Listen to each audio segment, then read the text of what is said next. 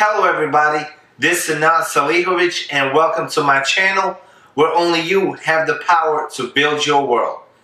In today's video, we're going to be talking about your mortgage payment and why it went up.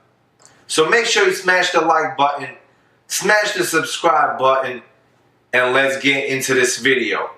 It's the beginning of the year, everybody's doing their taxes, and you get this letter in the mail saying your mortgage went up another $60, $70. And you're like, how did this happen? Why did it go up? And what can I do about it? In this video, I'll be going over 3 reasons why your mortgage payment went up. And at the end of this video, I'll give you some tips on how to decrease your payment. So make sure you watch the video all the way through. And let's get started. A lot of people do not get an increase in their monthly payment for quite some time. It may take 6 months, it may take a year, it might take even 3 or 4 years. But eventually, this happens to the majority of homeowners. Your payment going up can cause you a lot of headache, especially if you're really tight on your budget and you cannot afford the increase in your payment, or if you just want to have a lower debt to income ratio. This way you'll be able to purchase more rental properties and you want your expenses to be as low as possible and your income as high as possible. So let's get into the 3 reasons why your payment went up. Reason number 1, your home's value went up. The recovery in the housing market has finally reached your property in your neighborhood, thus causing all the properties in your neighborhood to go up. For example, you bought a house during the last recession for $100,000. And now your house is worth $200,000. Thus your property taxes also went up. The higher your house is worth, the more taxes you will pay on it. This is pretty good news. If you're planning on selling your house, you want the value of your house and the neighborhood to be as high as possible. This way you get the most for your property and you make the biggest profit. But the bad news is, if you're planning on staying in the property for a very long time, or if it's a rental and you plan on keeping it for a very long time, this might not be very good news. Now your payment's gone up and you're not earning as much from the rental property. So this is good news for the seller, bad news from the homeowner that plans on staying long term in that property. A lot of tax assessors take a long time to determine a property's value, especially if you live in a decent neighborhood and a lot of houses are not for sale. It is very hard for the tax assessor to determine the value if the last property sold 5-10 years ago. They're slowly basing it on those sale prices. If your neighborhood experiences a lot of sales and a lot of houses being sold higher than what they sold previously, that will drive the prices higher in that neighborhood and require you to pay more taxes. If you went to the county and you pulled permits to build an extra room, to expand your property, to build a swimming pool, anything that adds value, it is probably a guarantee that your taxes will go up. So these two go hand in hand. The higher your house is worth, the more taxes you will pay. The lower your house is worth, the less taxes you will pay. When you first buy your house, your payment includes a lot of things. This is also true for your first house and your rental properties. Your payment includes your insurance, your property taxes, your principal, and your interest. All 4 things are combined into one single payment. This makes it easier on everybody, you as the consumer and the banks. That way everybody gets paid on time, and it's a lot less stress that you have to worry about because you only have to make one payment instead of making 4 separate payments to 4 separate entities. In this escrow account, a lot of lenders require at least 6 months of property taxes and at least 12 months to 18 months worth of homeowners insurance. They require it when you first purchase your property. Let's go to reason number 2. Reason number 2 has everything to do with your homeowner's insurance. Everything is tied into one. For example, if your property goes up in value, now your insurance will have to insure your property for a higher value. So let's say you got your house insured for $100,000 and 2 years later, your house is worth $200,000. Now your insurance will be more because now they're covering a higher, more expensive property, and it will cost them more to replace that property in case of a hurricane, in case of a tornado, or in case of any disaster or any accident that happens. So reason number 2, your insurance probably went up. What causes your homeowner's insurance to go up? There are a couple of things. First thing, your property's value went up, like we mentioned in reason number 1. Second thing, your credit score went down. A lot of homeowners insurance companies, they look at your credit score. And if you have a lower credit score, you will pay more. Third reason, if you had a claim. A lot of people, they file a claim. Let's say some shingles blew off their roof, their window broke, something happened to their garage door. A lot of people file these small claims not knowing that their premiums will probably go up because now the insurance company has to pay out. Those are 3 things that will make your payment go up. This brings us to reason number 3. Reason number 3, you had an escrow shortage. This is probably the biggest reason why your payment has gone up. This applies to a lot of people. When the bank is predicting your taxes for the year and your homeowner's insurance, they do not have the exact numbers. They're pretty much guessing and estimating how much that will be every single year.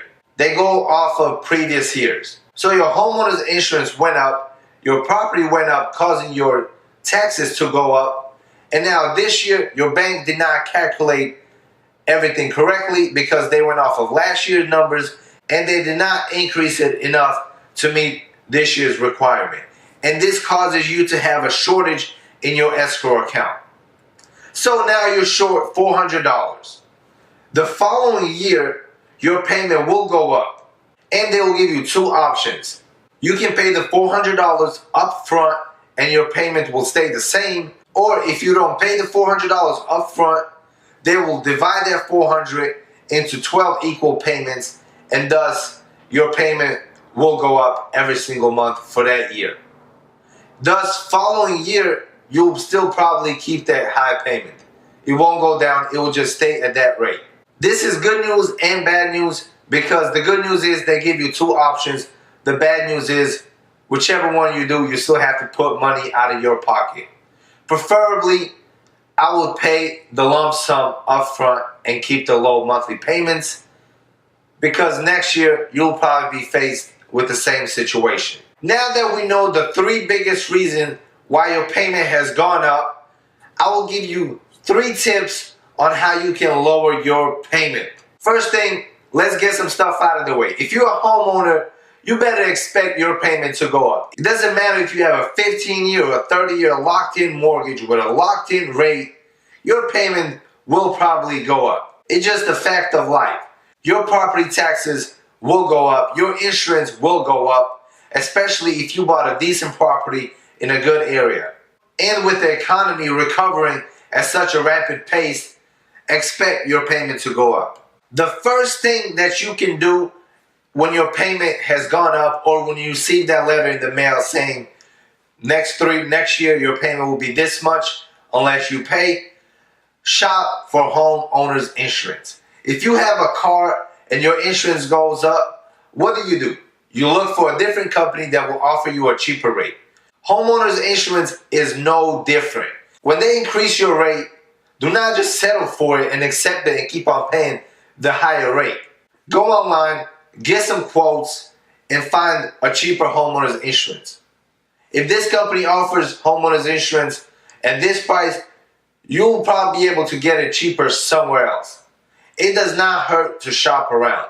Don't plan on having the same insurance for the next 30 years on your property. Chances are they will just keep increasing every single year until your payment becomes very high and now you can't afford to live in your own house. Guys, shop around for insurance. It might be a hassle, but it will save you a lot of money in the long term. Alright, tip number 2. If you want to decrease your payment, you can contact your local county and fight your case that your property value is not what they state on the paper. For example, when you get that paper at the beginning of the year that shows your property taxes and your value that you use for your taxes, and the property value is like way higher than the houses around your neighborhood, you can fight the case. You might have to fill out some paperwork or go down to the county personally, but it works. In my county, they require you to have at least 4 or 5 properties in your area, for example, on your street or the street over, of what they sold for. Let's say they value a house for $150,000, but the last 5 houses in your neighborhood sold for $100,000.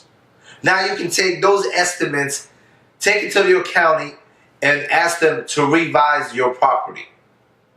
They might not be able to do it for that year, but the following year, they will be able to enter in a lower amount. This is kind of a hassle, especially if you have to go downtown and fill out the paperwork. But if you do not want your payment to go up, this is what you have to do, guys. You might have to jump through some hoops, but at the end, you might have a lower payment and you might save yourself some money. And don't be afraid to challenge your local county, especially if they're estimating your property to be worth higher than what the market suggests. And guys, be very careful, because this can work against you as well.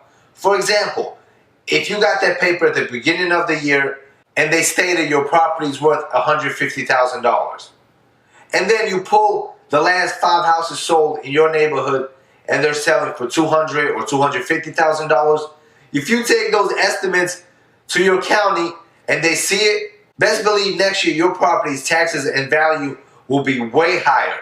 Make sure to do your research before going to the county and trying to fight your case. Also, guys, make sure all your information about your property is correct. And you want to notify your county of any errors or any changes. For example, if they stated you have an extra bedroom or an extra bathroom, or you have extra land, or anything like this that is wrong, make sure to contact your county and get these mistakes fixed. And last thing, guys, that you can do to lower your payment is to refinance your mortgage. I know, guys, this can cost a lot of money, way more money than what it will cost you just to accept the higher payment or pay the lump sum. But if you're really stuck in a spot where you won't be able to afford your new payment, or you do not have the money up front, and you're really in that tight spot and you don't have no other option, this should be your last resort, is to refinance your property. Refinancing your property will most likely decrease your payment, especially if you had the property for a couple of years. And if you had an FHA property with mortgage insurance, your payment will go down significantly. But guys, remember, refinance should be your last option. It is the most expensive option and should be only used as a last resort. Alright, everybody, there go 3 reasons why your payment has gone up and 3 reasons how you can lower it. 99% of the people do not take any step to lower their payment. They just accept the new payment and they move on. If you want to lower your payment, look into these 3 options and see if they can help you. And as always, guys, if you enjoyed the video, drop a comment below, smash the like button, and let me know how much your payment has gone up. And if you have any tips that you can share with the community, drop them in the comment box below. This way we can all help each other out and save some money in the process. See you in the next video. Peace out.